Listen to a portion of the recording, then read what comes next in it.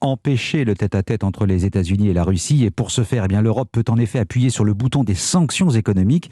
Une agression russe ne serait pas sans conséquences pour les finances de Moscou. On parle bien sûr de la dépendance de l'Union européenne au gaz russe, mais l'inverse existe aussi. La Russie a également beaucoup à perdre en cas de conflit avec l'Europe. Élise Dangean.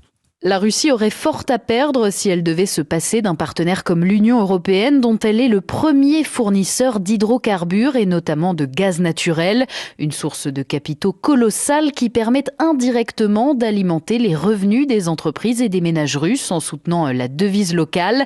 Et ce n'est pas la seule épine dans le pied de Vladimir Poutine, selon Julien Vercueil, économiste spécialiste de la Russie. Ce qui est sous-estimé, c'est l'importance des importations en provenance de l'Union européenne de biens d'équipements industriels.